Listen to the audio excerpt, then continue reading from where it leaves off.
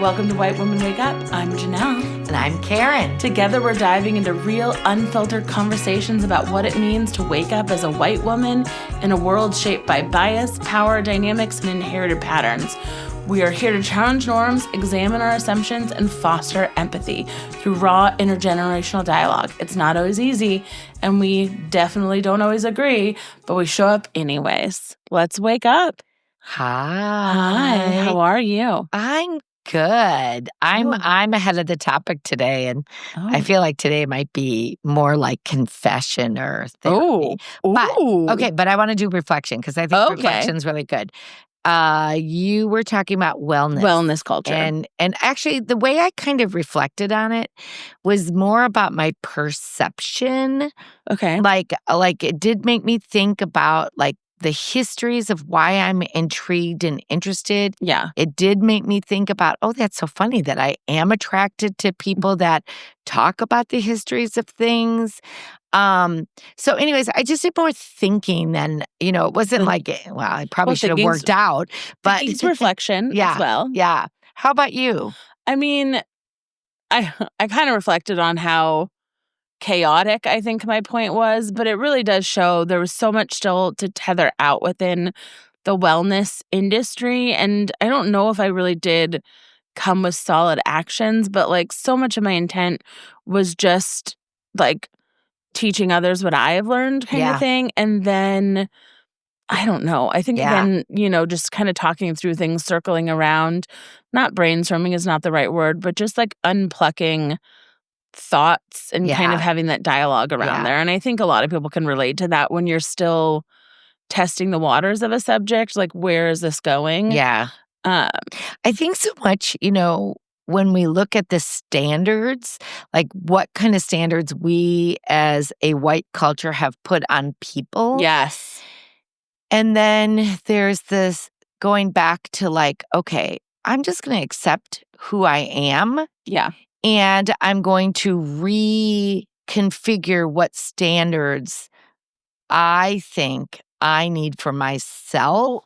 And can that be something that's inclusive rather than exclusive? Well, it's interesting that you talk about these standards and standards placed on yourself, but I also think so oftentimes the standards we place on ourselves, like, not in every situation, but we also judge others if they don't meet those standards. Yeah. Because I think a little bit out of this bitterness, like, wait a minute, why did I have to jump through those hoops and you're not doing this kind of thing? And we actually had a conversation recently about this of, people who like might have an illness or something and they're actually harder on other people with similar illnesses because they kind of feel like, wait a minute, I stepped it up or I did, as opposed to, and I think this is what women in general, like what we talk a lot, we're pitted against each other. I think marginalized people are pitted, the system pits us against each other. Like, wait, I fell into that trap, you need to too. Instead of like being like, wait a minute,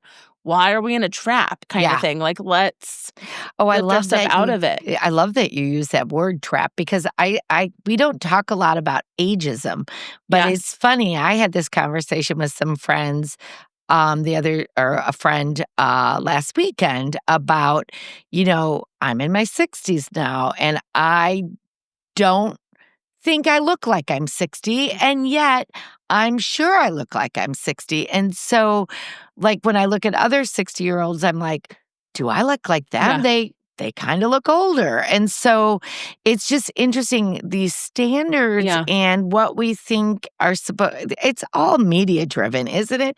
And it's all consumer driven and culture. Yeah. Yeah. Anyways. Patriarchy. Okay. So speaking of which, the subject I'm going to bring up because it's been eating at me. Ooh. And this may be more of a therapy session. And so maybe I'm acting that way. But as we've had to interact with so many people, or I've interacted with so many people because it's summertime and meeting people, I'm still so trapped by niceness. Okay. So you brought this up a couple weeks ago. Yeah, I did. And I want to just talk about this language of, I guess, I keep thinking about my niceness being in competition with my authentic or vulnerable self. Ooh. So it's like they can't coincide. Yes. Or should they coincide? And so so in doing research again for this episode, Brene Brown kept coming up. Her mantra, clear is kind, unclear is unkind. Yeah. But we're often not taught that. No. Most people are taught just be unclear, avoid tough conversations, which is my biggest pet peeve. Yeah. I hate tough conversation. I like clarity. I like confrontation, not in a negative way, but just in a understanding way. And so it comes across as very harsh to most people. Yes, it does. And I'm just like, no, I'm not being. I don't understand. I need to understand. Yeah. I need an answer. But I think also it's interesting because I think one of the things is I've been trying to be more vulnerable, trying to be more clear, because I am trying. Yeah.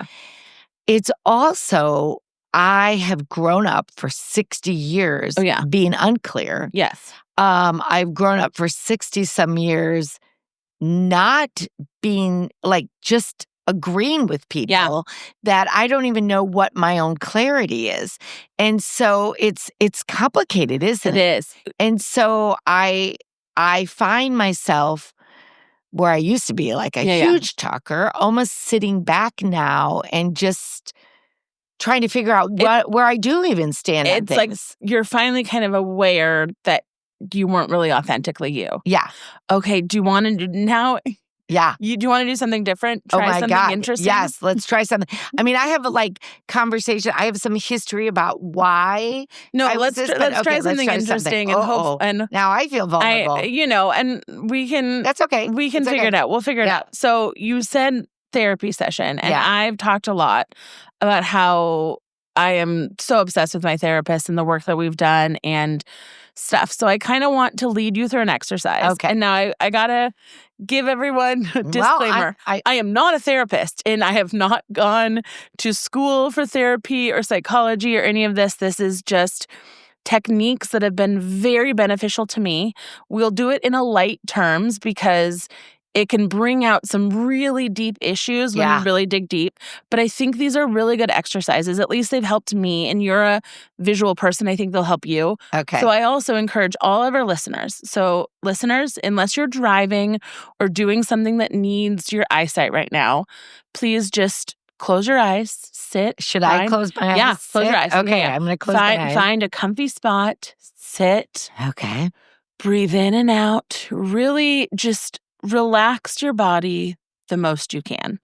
And just kind of start becoming in tune with your body. What's scary is every time I go for a massage, they're always like, just relax. And you're like, wait, I am relaxed. Yeah. Is this not... that happens to me all the time. I'm like, no, I thought I am being relaxed.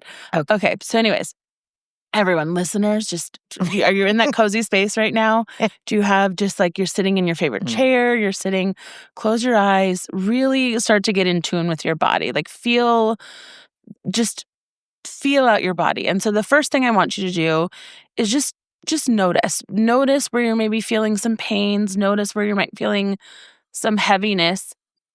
2 weeks in a row, Karen. Just keep thinking. I haven't turned my volume down. Okay, go for it. I'm trying to relax. Go back. Oh my goodness. Ruining the therapy session 2 weeks in a row. And I'm a teacher. I always keep my phone. Yes. I don't know. Summer has gotten to you. Okay. Anyways, back up. But that's okay. It's given our listeners time to find their chair. So don't worry. Okay, everyone. Now we're all settled. We're in a chair. We're relaxed. Our eyes are closed. And feel your body. Start to feel where there might be tension, where there might be tingling, just where you're noticing. I can't. I got to turn my phone off. Oh my gosh. Okay, silent mode on. Listeners, I am sorry. This is looking like And this is my generation, right? Where I can't... Do you want me to figure out how to turn your phone off? I know how to turn it off. Do you want... No, I got it. I don't have it. I have my... Oh my Forget it. Goodness. Go on. Okay. Okay, now, for those of you who are driving... That could be a blooper. For those of you who are driving, you've already probably made it to your house by now or your destination, and so everyone is really ready. Okay, go for it. At this point, their commute is over. I'm as relaxed as I'm going to get. Okay, go on. Okay, we're relaxed. Everyone now can probably repeat what I'm going to ask. Feel your body. Okay, are you noticing anything coming up within your body? Just really get in tune with it. Am I supposed to answer? Yeah, I think you're supposed to answer. Yeah, my lower back kind of hurts. Okay. Tell me more about like what you're feeling. What kind of sensation it is there? Oh my God, I am getting therapy. Yeah. It's stiff. Stiff. Okay. Are there any sort of colors or textures that kind of like come to mind when you're just feel into that back now? That feel into that moment. Yeah, it was kind of gray brown. Gray brown. Okay. Textured stretch. Okay. Start unpacking that a little bit more. Are there more adjectives you can kind of come to that? Is there just really start to like let loose the words you're feeling? Maybe I feel torn. Torn. Okay. Are there further visuals you have?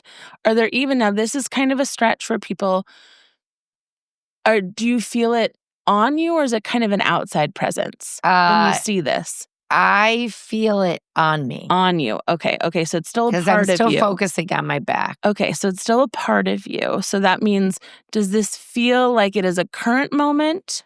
Or is a weight of a previous moment? I can't do this. Why? I feel like we're in too vulnerable? Too vulnerable. I thought you were going to do the ETF thing or something. No.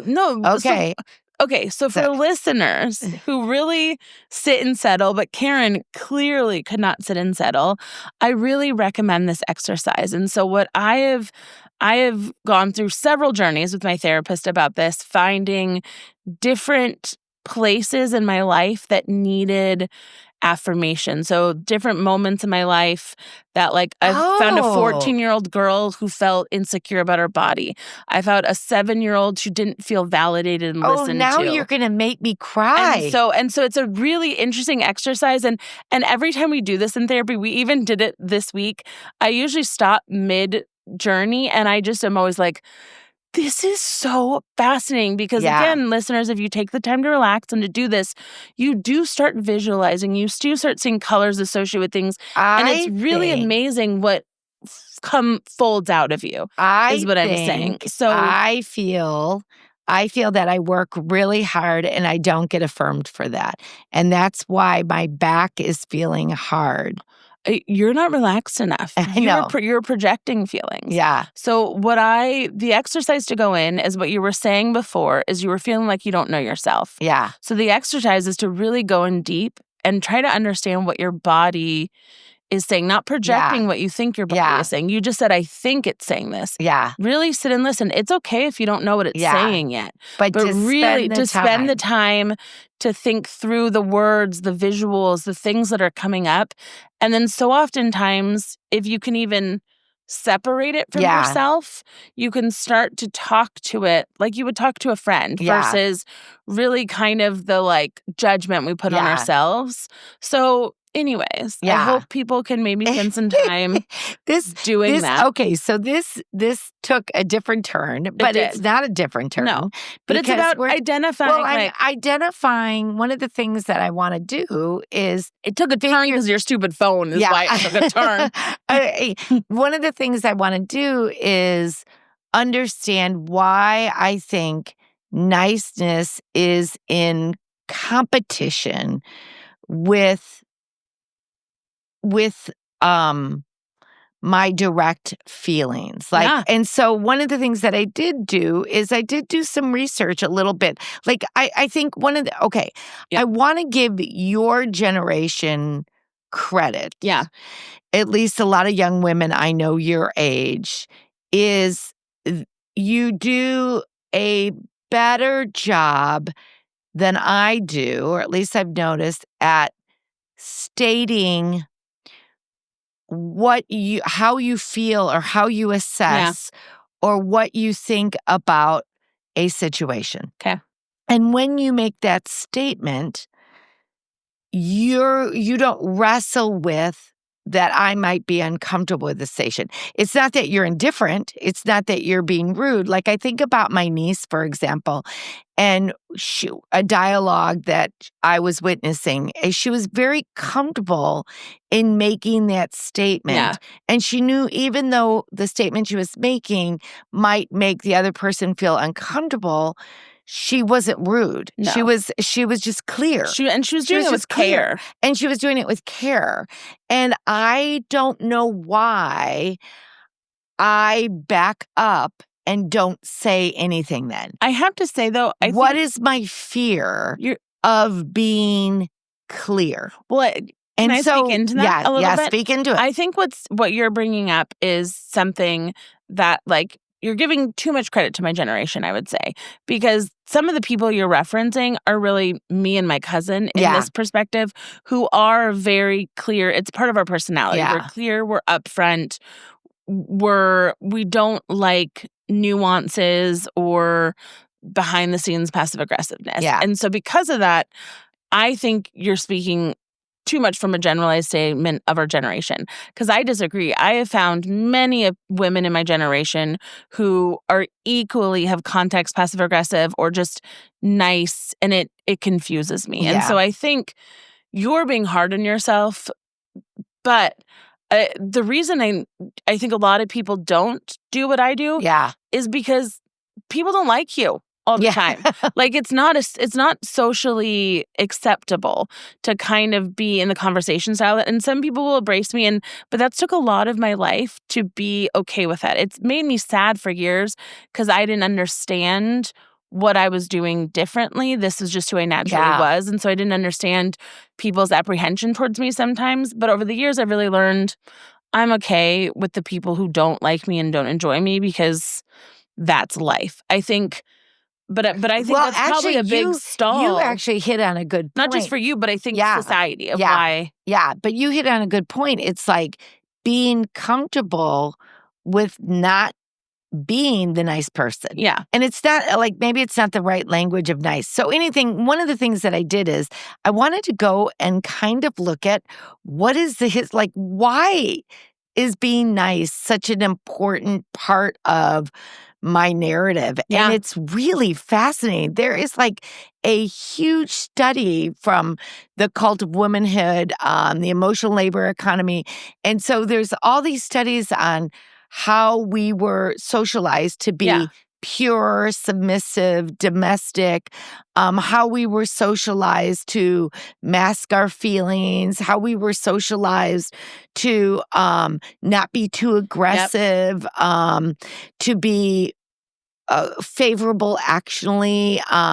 One thing they said, they did this study with, in 2024, a Lego study with 61,000 children in 36 countries, and they found 2/3 of the girls hesitate to share their ideas, while adults describe girls as pretty or sweet 7 times more than boys. And so there's just this constant barrage from the public that women need to be nice, submissive, quiet, non-aggressive. And haven't we not seen those effects in corporate America? Yes. Where a man can state it and a man is a strong leader. A woman states it and she is a B word. She is not, it's so true how we still have built those same narratives and expectations into adulthood. Yes. And so there's this struggle as I know that I'm doing it. Yeah. And yet I don't know how to undo it. And so I'm curious if our listeners out there feel the same way. Well, and maybe it's the word nice. Maybe we need to take that word completely out because it is about being clear in our communication. I was about to say clear and because I do agree with you. Taking the word nice out is because you then have a tendency to then not feel heard or feel over. So then you just explode in something. Yeah. Or not explode. That's not the right word. But then you'll just say something in a harsh way. Yeah. And you think you're being clear, but that's actually being rude. Yeah. Because the kind of thing. But you can't find that in between you're talking about. And so it is interesting taking the word nice out and putting in clear, but clear doesn't have to be rude. Like you saw, clear can be uncomfortable. Clear can be uncomfortable. Clear doesn't have to be rude. Yeah. And so maybe I'm associating. So there is a big difference. Like we had this conversation years ago about truth.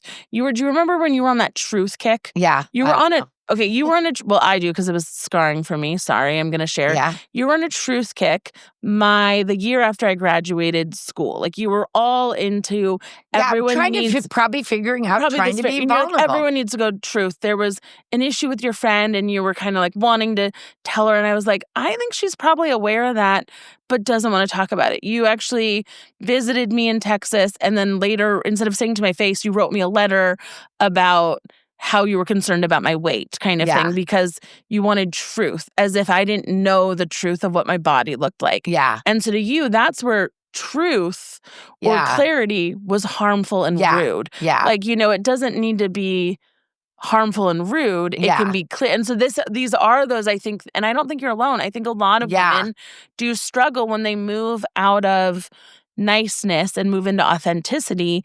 How can I tie between truth and clarity or rude? And maybe the word is not even truth, because truth is this kind of odd word. Maybe it is about being But that's clear. what you were calling it at the time. You were like, I'm looking for truth. With clear. Yeah. So one of the things I heard that I thought sounded really interesting is to run what they call the clarity test. Ooh. And so before you talk to someone, instead of saying, maybe we could, actually state something that is very clear.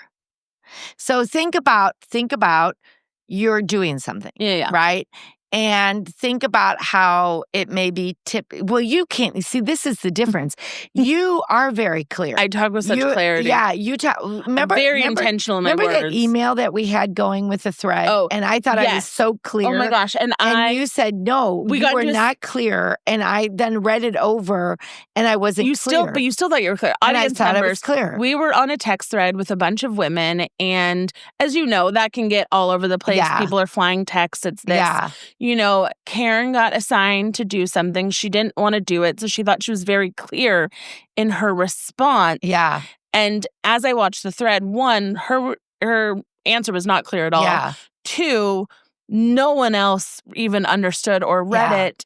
And we actually got into an argument because I knew you were working on clarity, and I told you, hey, I don't think people understood. Yeah. And you got very upset. And you're like, well, that's not my problem. I was clear. And I was like, I don't think you were clear to them or clear enough. And you did. You went back in your message, and it still was very vague. Vague and very pins and needles of like, well, maybe, like, yes. So, okay. So one way that they were saying that you could do, so instead of saying, oh, well, maybe we could go to this restaurant. Yeah.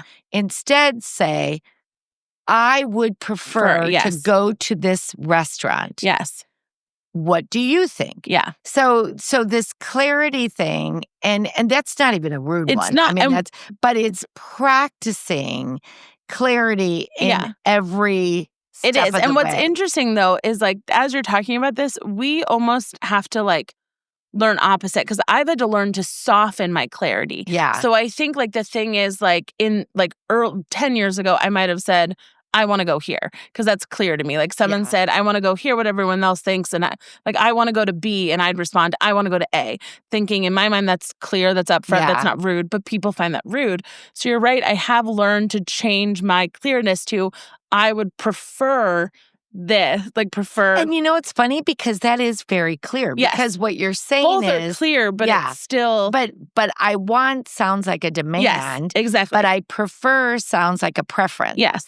So it's interesting is because one of the things that we know is to be clear often opens up a vulnerability, because you're usually stating a preference or stating a point of view that you might have had. And yet, when we're not clear, we get ourselves in trouble. People don't understand what we're saying. Well, and I think the thing about clarity, which is really interesting to the detriment of women, is it's not always about it's not always about not being clear in the sense of like you have to be stated all the time, but it's understanding where it'll impact you internally if you're not clear. Yeah. I think that's something that I think that's something that I've really worked on, as I always want clarity, but not all the time is it appropriate. Like, not all the time do I really care enough to give clarity that would maybe come off rude to someone. And so then it is this balance. Yeah. Yeah. Well, one of the things is one of the reasons, again, looking at why am I in this niceness trap? Yes. Is it does say that it's conflict avoidant. Yeah. Yeah. And maybe I need to rethink that my clarity isn't conflict. Yeah. It is just statement. Well, it is just space. It's not. And conflict avoidant, as we know, is the core of this white woman feminist lack of discomfort issue. Yeah. Is this white feminist view of we're not moving forward because we hate being uncomfortable. Yeah. We hate confrontation. And so it's not doing anyone a service, or we're not progressing and stuff if we can't sit in these uncomfortable moments. Well, and it's funny because one of the things that I've noticed in my own niceness is I'm getting more comfortable with being uncomfortable. Yeah. I'm not comfortable when other people are uncomfortable. Yes. Yes, and that's so, very and true. I don't know how to sit in that. Yeah. And so then I try to appease. Yeah. I try to, it's very awkward. Yeah. And so anyways, I'm trying, but anyway, so I was thinking about this niceness. The other thing is the vagueness starves learning. I thought that was I was reading about that, is when I'm vague. So like even thinking about that guy the other day when he said weird. The coded language. Yeah, the coded language. When we're vague like that, I didn't get to learn his perspective. Yes. I just presumed.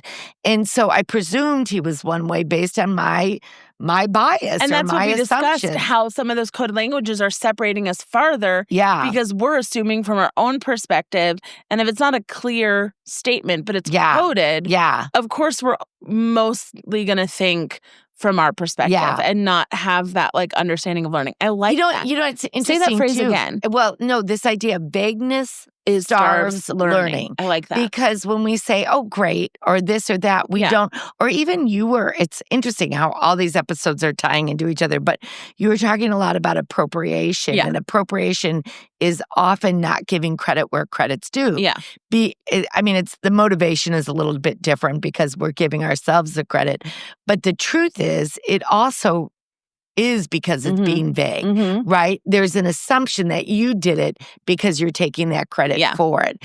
I do think it's interesting. So a friend of mine helped me when I had an ask. She helped me reframe it to say it's an invitation. So when I'm asking someone to help me with someone, reframe it as it's an invitation to have someone help and be with me. Yes. Okay. I wonder if I need to reframe my niceness, like the clarity will help me learn something more about someone. So for example, I thought I was let me use that example of the guy who said these people were weird. I let us stay in that vagary because I was being polite and I was being nice.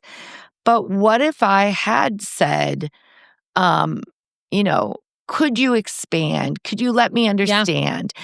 And what if he actually said something that I did disagree? I could have said, and this is what I think, or this is what but I didn't learn anything about him, or he didn't learn anything about me because I let it stay in that language of niceness and politeness. Yes. Anyways, I'm really struggling with this. I don't know if our readers and I do agree or our listeners are struggling. I think politeness is better because niceness, you can still be nice and have these conversations. So I do agree we have to kind of walk away from the word of nice when we're associated, so it's clear. Yeah. You want to make sure you're clear and you're not just being so in that polite. case, my clarity would be trying to understand the situation, but I didn't. I just was polite and let it go. Yeah. But then I evaluated him. I judged him afterwards. Totally. So which is that's not nice. No, that's not exactly. Yeah. Anyways, I'm conflicted with where is niceness in competition with my vulnerability. Yeah. And how is it really keeping me from growing? I love that. That was my subject. I love that. That's even though you made me do meditation and mindfulness, but I like that. It's actually called getting to know myself. It's called internal family systems. The type of therapy, if anyone is interested. One of the things that you did say about that, which I appreciated, was I used to go through that mantra of calmness, connectedness. It is that space of where am I connected with myself and where am I connected with others, and how do I learn from that? Yeah. Yeah. No, Thank you. Thank you. Okay. Well, this was great, everyone. I thank you for joining us. Oh, wait, our reflection. Go for it. Should we reflect? Well, I guess my reflection would be, where are we defaulting to what we call nice rather than be polite, being clear? Yeah. Or to be polite. Are there certain areas in life or certain people that we default to polite over clarity? Over clarity. Yeah. Thank you. Thank you. Think about it. How are we doing that? Yeah. So thanks everyone for joining us on White Women Wake Up. We hope today's conversation sparks something in you, whether it's reflection, a new question, or a deeper commitment to showing up with empathy and accountability. If you found this episode meaningful, subscribe, leave a review, and share it with someone who needs to hear it. Or leave us a comment. We would love to connect with you. Instagram, YouTube, TikTok, Substack, or hello@whitewomenwakeup.com. Love to hear your thoughts and keep the conversation going. Until next time, stay curious, be open, and keep waking up. Bye. It's hot in summer. We have at least we don't have to wear makeup. Okay.